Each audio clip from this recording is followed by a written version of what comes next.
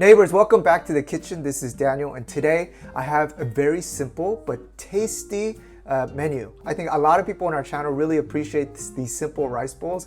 This one is amazing. All we're gonna use is some yeonggeoja. You can find this at Korean market. It's hot mustard in Korean. While you're there, get some Korean radish. It's called 무 in Korean. And then of course some chicken thigh. You gotta get that skin on because we're gonna make flavor with that. And the combination of soy sauce with that hot mustard, you mix it in with, you're gonna get a little bit of oil from the chicken thighs, and you put all that together with the sweet, subtle sweetness from the Korean radish, that refreshing flavor.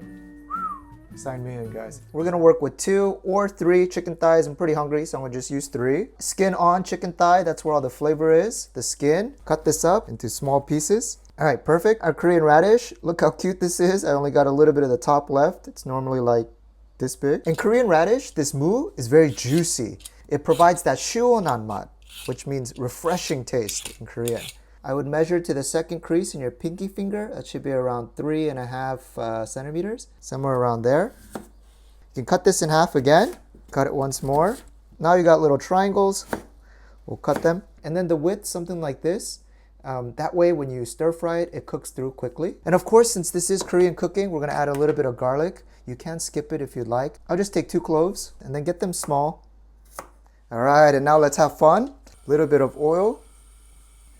We want to put the chicken skin side down.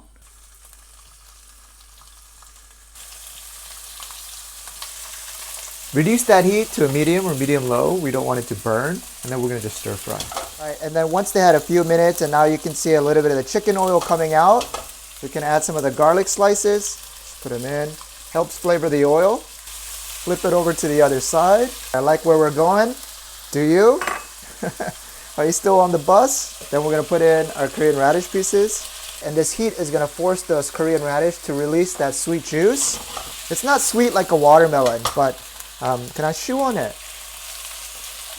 Now while that's cooking away, we're gonna use that yeonggeoja. If you don't have a Korean market nearby, next time you order Chinese takeout, ask for extra hot mustard packets. 1 teaspoon. That looks about 1 teaspoon. All right, and look at this beautiful color that we're getting. And look at the 무. You see they're starting to turn translucent. That's good. I want just a little bit more browning on my chicken. And then we're gonna add in those 2 complements and be finished. All right, now I like where we're at. What we're gonna do now, we're gonna add in our teaspoon of hot mustard, that yeonggeoja, and then 1 tablespoon of soy sauce. Get it around the pan so that the flavor heats up. All right.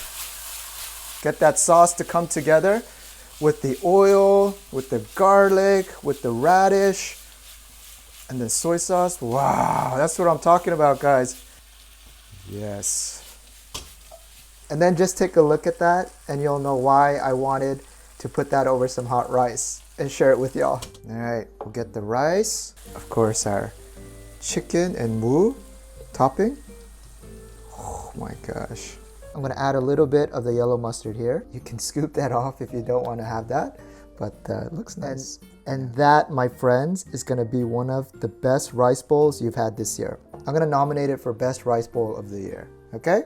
Actually, I'm gonna do a few more of these videos, so I don't wanna give that away yet, but it's gonna be up there. All that flavor from the 무 has mixed in with the natural flavors. Allow me to take a bite. You can take a bite of this first. 무 is perfect. It has a little bit of the saltiness from the soy sauce and a slight hint of that mustard flavor. Amazing. Follow up with the chicken. I gotta say, my favorite thing is when I find recipes that are simple and very home cooked style, you know, not too much garnish or not too many steps, but it brings out that maximum flavor. This is definitely it.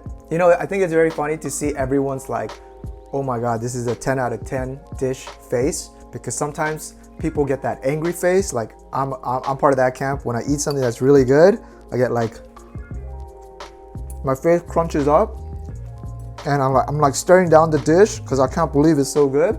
I'm curious to know what your reaction is, whether it's frowns, whether it's a big smile, or whether you're the type to like go run back and forth. Do your thing, and I hope you enjoy this dish. We'll be back soon.